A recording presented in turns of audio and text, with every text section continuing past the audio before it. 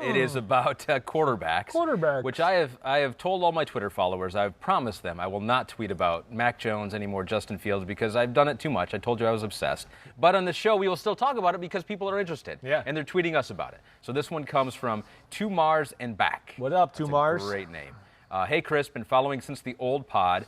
And Ahmed, I used to watch you over here in the East Bay. Wow. Oh, that's cool. Big fan. Cool. All right, with the NFLPA trying to cut down on OTAs, could this be the perfect situation in which Shanahan can keep Jimmy G and have the number 3 pick sit for a year? Ooh, well, I think it depends on who that number 3 pick is, right? I think that's really the thing, more than anything. Of course, anybody that's listening to the podcast or anything like that, I've been telling you that I feel like guys like Trey Lance and Justin Fields probably need a year. So that scenario, that makes sense. Yeah, for those guys to be there and do that. Now, I'll get into the same thing I've said just with this all together. You Jimmy G, the 49ers, whether you draft a Lance or a Fields with the number 3 pick, there's a good chance they're a good football team this year and they go to the playoffs. And then we're going to have this kind of like, oh, do we really want to put Fields or Lance in? Jimmy G he brought us deep into the playoffs 2 of the last 3 years. I think that's very risky.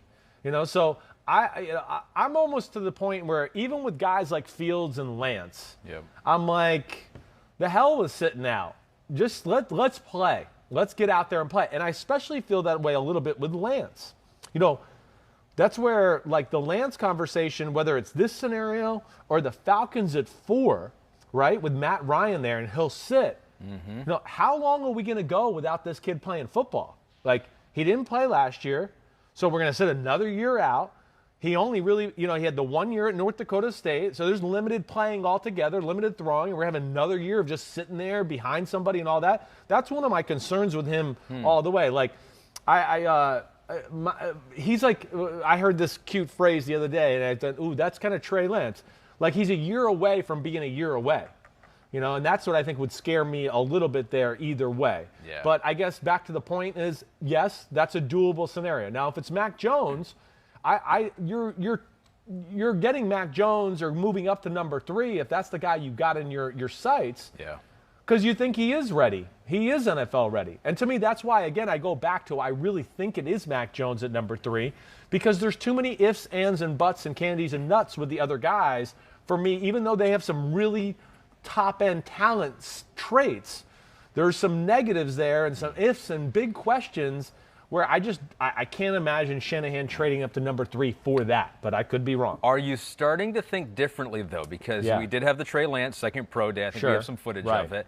And the 49ers were there. Kyle was there, right? John was there, too, John Lynch. I think so. I don't know that for sure. And it does seem like his stock is rising to the point where people have talked less about Justin Fields being like the dynamic running, passing quarterback and more about this Trey Lance guy. It seems like the chatter is increasing around him. I think the chatter is. Oh, I think people are intrigued. Listen, as I said, it's a tough eval.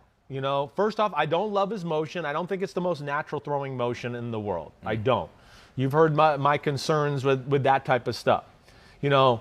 Added to, he's a big name because of the arm, the athlete. He's extremely smart. I think people like the kid altogether. So I think all those things are positives, right? And I'll say this flat out.